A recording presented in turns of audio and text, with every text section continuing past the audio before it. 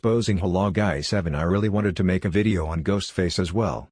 Unfortunately though, he didn't really do anything I could make a video on. But recently he was kind enough to publish and later delete a video on his TikTok where he presented fake screenshots about me. So I thought, why not make a video about debunking the video and also publishing some really questionable and contradictory things about Ghostface. I don't plan to make this video a 20-minute me talking to the few people who are watching ass videos, so I'm going to get to the point. First let me show the video of Ghost Ass. Here I can be seen quote-unquote talking with Ghostface, using words I normally don't use. By looking at it you may think this is a DM, or at least that's what Ghostface wanted us to think, but if you look at the bottom of the screen you can see it is actually a server and the conversation took place in a channel called Gotcha. This is a little mistake he made here.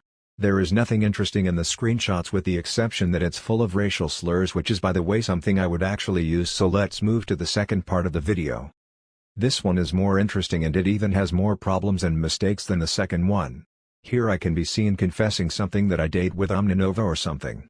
I don't know who is the guy who I am quote-unquote talking to in this conversation. These screenshots also have some interesting mistakes. First off, I'm known to oppose Omninova because of the content he creates.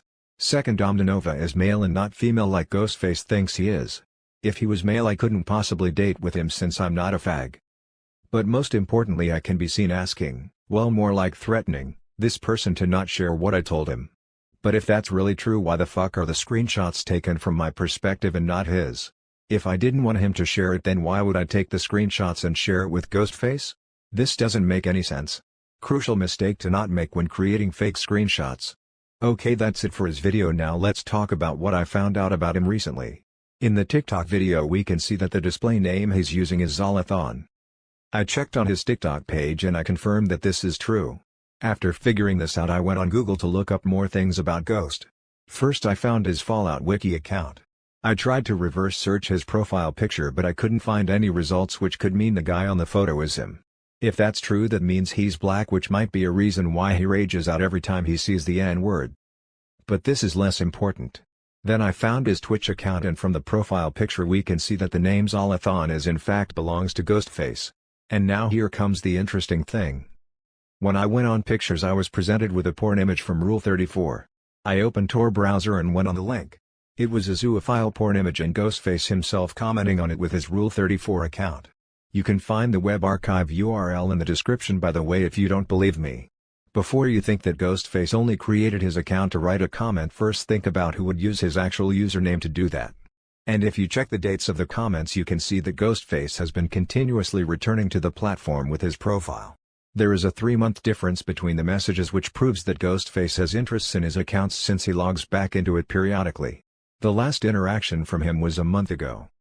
So Ghostface, who claims to be the destroyer of degeneracy, owns a Rule 34 account and fakes screenshots about people. The irony is that he called me and Furry for saying bad things about him, because he's an anti-furry. His logic can be turned against him since he's also attacking me, an anti-furry.